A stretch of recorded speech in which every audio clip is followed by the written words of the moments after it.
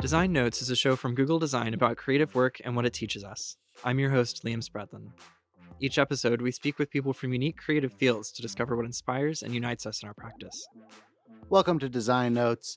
I'm your guest host, Aaron Lammer. This episode was taped at 2018's SPAN conference in Helsinki. My guest was Isabelle Olsson. Isabelle Olsson is the head of industrial design for home and wearables at Google. How can you create things that a lot of people are going to want to put in their most intimate space, which is your home? You may know Isabelle's work from Google Glass, or perhaps more recently, Google Home, which she injected with a unique sense of color. Yeah, and I had to convince a lot of people that color was important.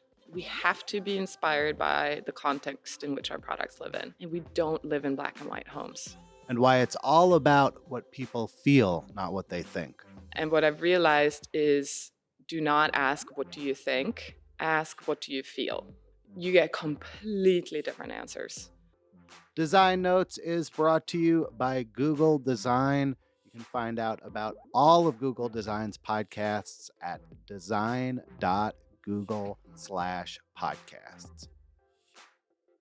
Welcome, Isabelle Olsson. Thank you. So you grew up in Sweden. What was your relationship to design like as a kid?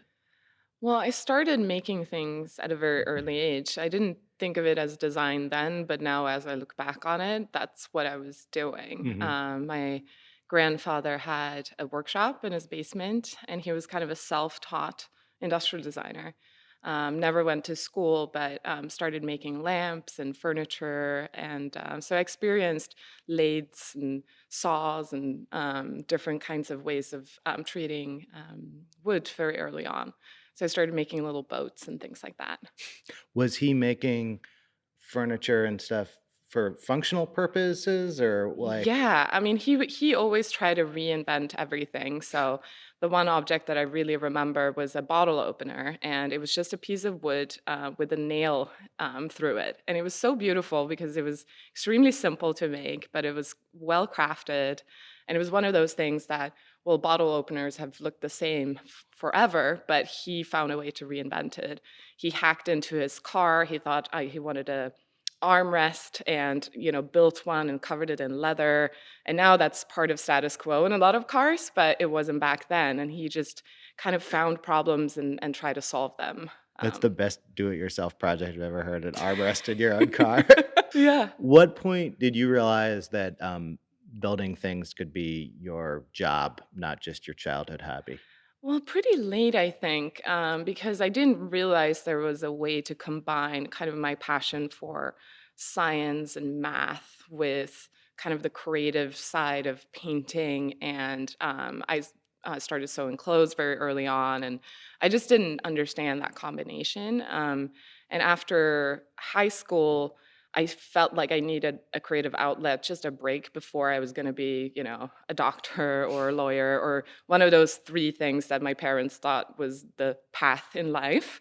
And no offense at all, but that was what they thought. And that's how I grew up. And then I did go to art school to kind of learn more the foundational of, form and new drawing and color theory and all of that. And that's when I realized, like, wait a minute, there's something called industrial design.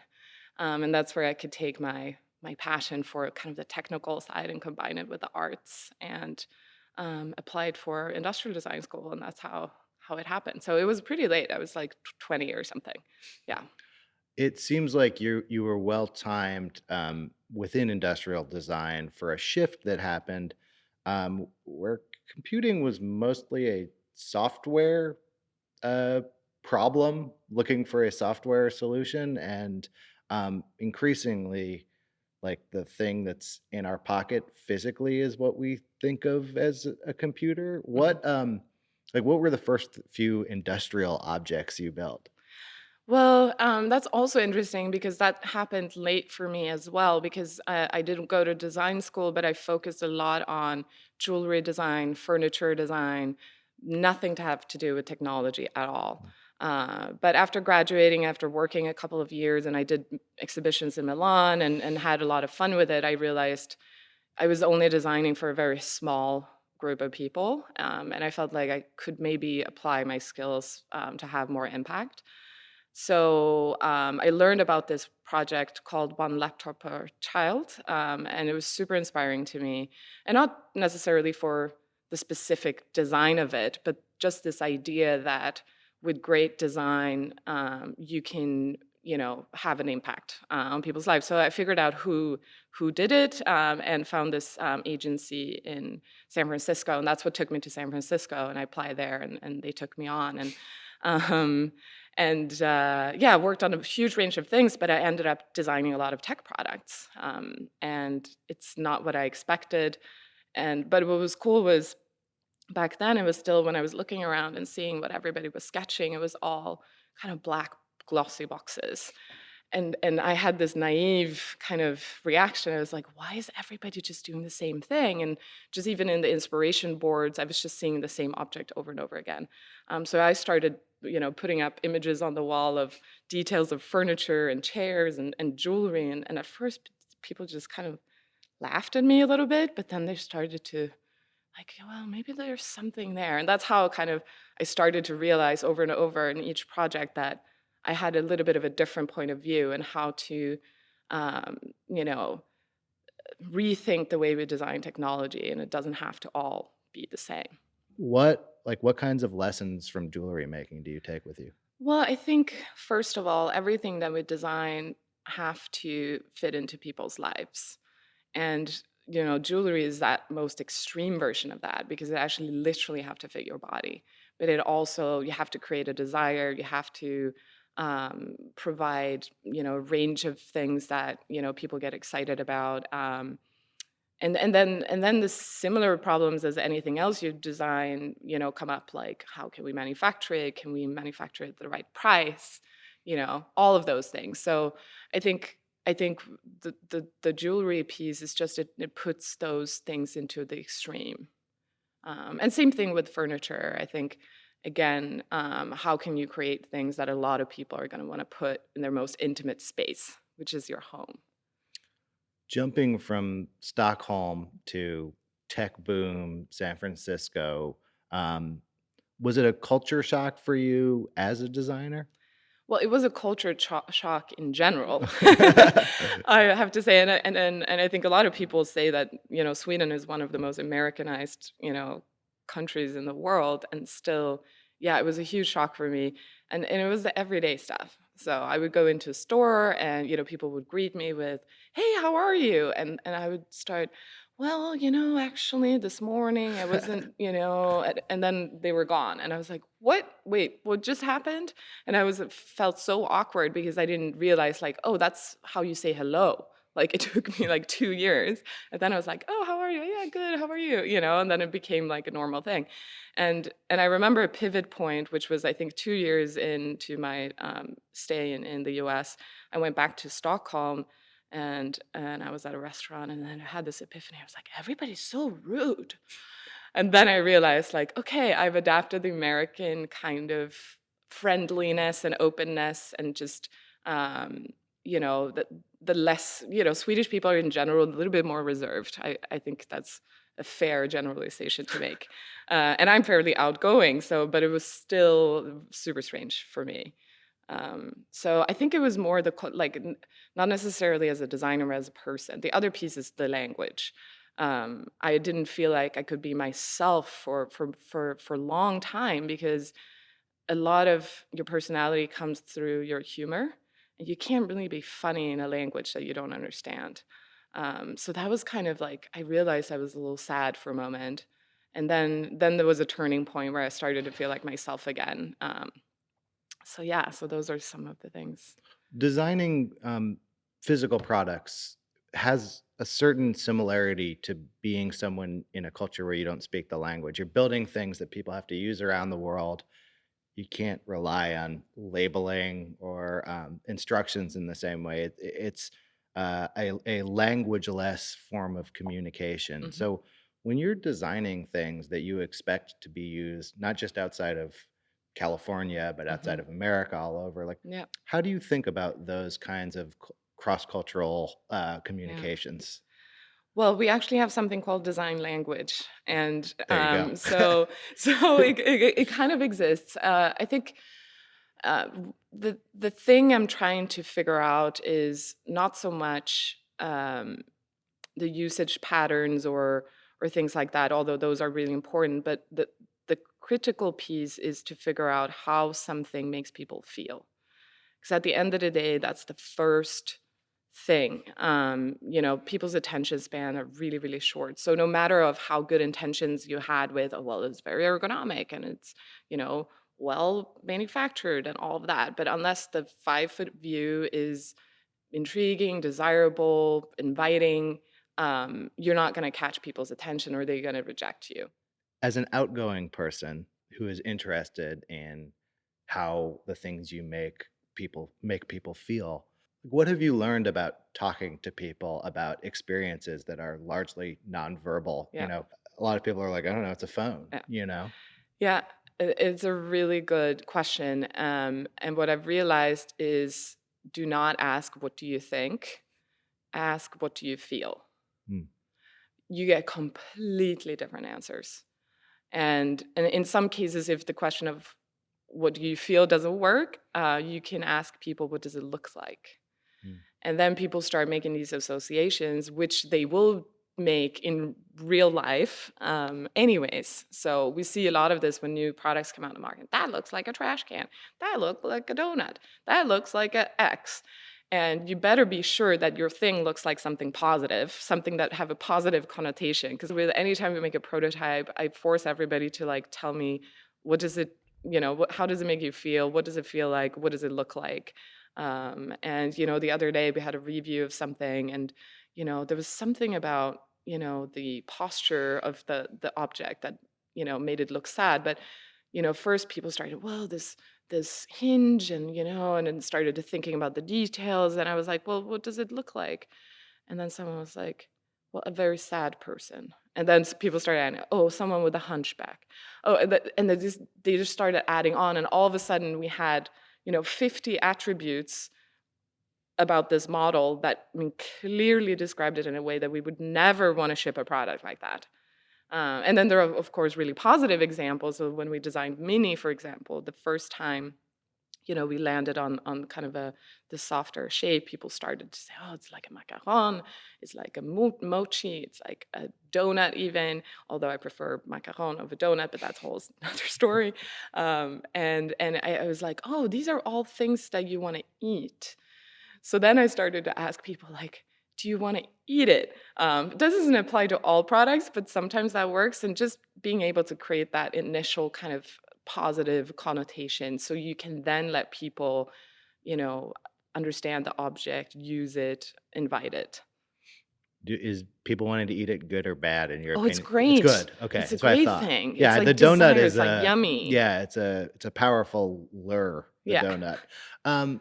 I was watching I actually don't remember which product this was about, but about sort of thinking about color with Mm, regards to hardware products. And as you said, one way to deal with it is to just make black boxes and not think about color at yeah. all. But when you're pushing into really uncharted terrain like that, like, hey, every version of this product to date is a black or white box. Hmm. We're making the first color one. Hmm. How do you like start from zero at Yeah. something like that? Yeah, and I had to convince a lot of people that color was important, and it took a while. But I think the key piece here, and it's actually quite logical, is we have to be inspired by the context in which our products live in, and we don't live in black and white homes, and we for sure don't live in black homes.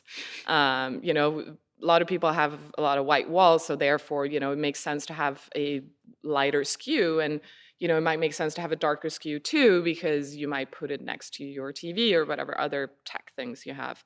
So you might have to have those things. But if you think about, people's homes, accent pillows, shelves, chairs, there are all sorts of colors. And I think if we want to have people invite our products into their home, we have to have a higher bar. It has to fit in, or be something that you're excited about. So I think that's the very fundamental piece of it. fitting into people's lives and their homes. Yeah, I hadn't really thought of that. In some ways, your career has come full circle, and you're making household goods that Yeah. happen to have a technological brain inside Hmm. them, but basically have to operate in the same way as something that could be sold at Crate and Barrel or something like Yep. that. So, has that been a re-education process for you? Well, it's yeah, it feels like coming home. Yeah. And it's incredible to be able to combine something that was, a passion of mine or an interest of mine with, my job. So it doesn't feel like a job always, which is cool. Yeah, so yeah, I agree with you. It's great, and it's been helpful for me because now again I get to go back to Milan to Furniture Design Week, and I get to see the things. And even last year we got to do a little exhibition with Google that we called Software, which was super fun. So yeah, I feel like I'm back. Have there been any products from the non-hardware world that you've been like, I want to make the technological version of this that you've encountered? Oh, that's a really good question. I haven't, necessarily thought about that. I mean, I think, the speakers are a really good example of something that, I've always wanted to revisit. Um, and even anything that surrounds entertainment too, I think it's just currently at a not a great spot. I mean, the fact that we have to have all these media cabinets that we design furniture to hide technology. Like Yeah. we got to get away from that. Like that's silly. Yeah. We Um, even like hard code it into our houses to hide it. yeah, it makes it inaccessible, both literally and conceptually. And I think that's another piece that, I really enjoy about my job is we have set some pretty challenging requirements for us to create things that are desirable, but at a really affordable price point. So there you have to be pretty creative. Do you often have like iterations design where it's like, this is the $1,000 version, this is the $500 version?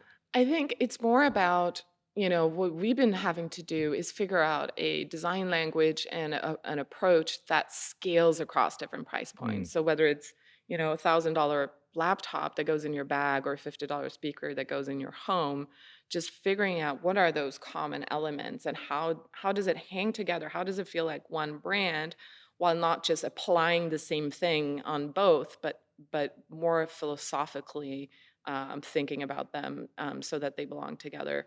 Um, and yeah, I mean, but a lot of times when you design things, you have to, um, I, I think, first of all, have the idea of what you want to achieve, and then there are multiple ways of achieving that, and some are more expensive to make than others.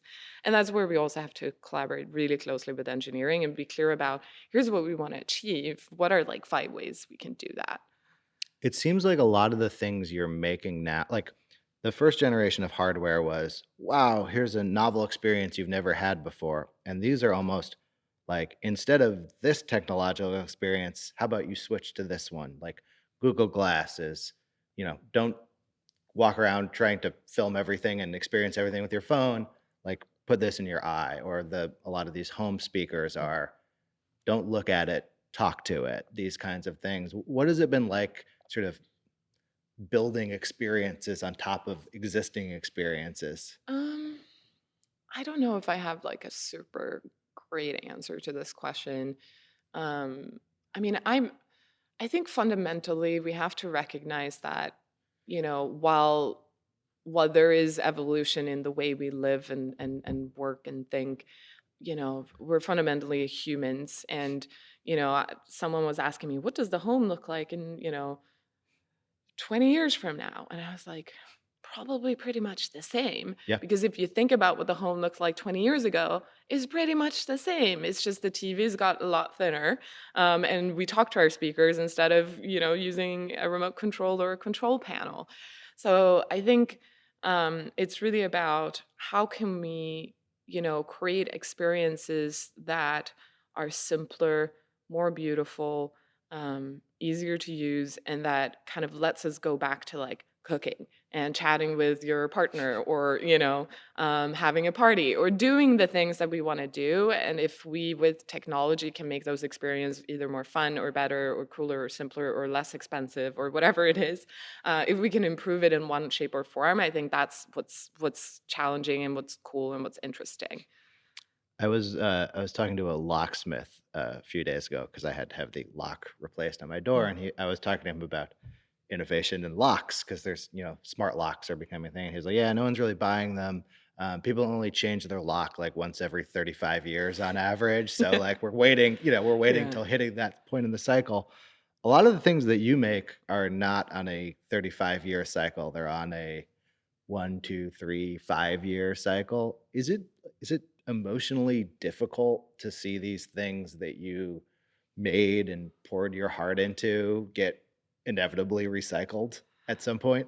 I mean, I think that the thing I want to be, it's not like for me personally, that's fine. The thing that worries me is just, we have to be considerate about the environment. Yeah. And I don't want to contribute to like a wasteful way of, Sure. buying things. And, so that keeps me up at night. But that's why I want to make sure that the things we design can stand the test of time if you do decide to keep it around, and that it doesn't feel like, oh, that was clearly 2018, Yeah. but like, how can it be that it lasts for years, like just like a really good chair, or anything else in your home. That's one of the reasons, for example, with Google Home Max, we made it so ultra simple because we know people keep their speakers around for like 10 years. Yeah. So instead of like coming up with a flashy design, and we had some more expressive options on the table, literally, and I was convinced we had to go with the most minimal approach because this product needs to live for a long time. That's also why we actually didn't make Max in a bunch of like trend colors. We made it in a dark and a light. Tell me about like bringing fabric into that equation, which Yep. seems like a weird, like almost a radical decision to include fabric in a technological product. Yeah. Fabric is an incredible material for like a million reasons, but I'll talk about a couple of them. First, it's for its properties, it's flexible, like physically flexible. It's lightweight. It's fairly inexpensive. It's soft. It's durable, and it's what we're surrounded by: our clothes, our sofas, everything that we have in our home and on our bodies out of fabric. So it can let through sound, it can let through light, you can hide buttons behind it, you can really reduce the complexity of an object. And I think as designers, and especially as we create technology, we have to not only make it easy to use, but make it look easy to use, and not be a distraction.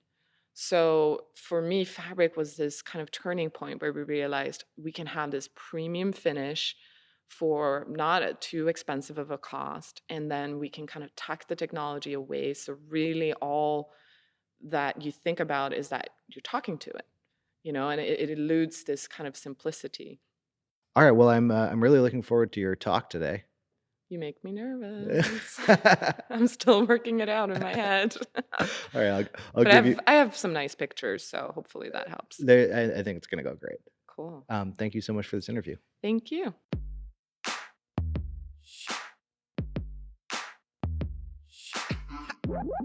Hey, Liam. I'm Aaron. I'm your guest host. Liam is the normal host of Design Notes. Hello. Hi. So thanks for letting me have the reins briefly here. We both actually taped episodes at the SPAN conference in Helsinki this year. What was the stuff you did? So I recorded interviews with this year's Material Design Award winners. What is the Material Design Award and what kind of people win it? So the Material Design Awards are kind of like an annual set of awards that we do for apps or products that bring material design to life in a unique way. And where can people who want to subscribe to Design Notes and find all of these episodes find them?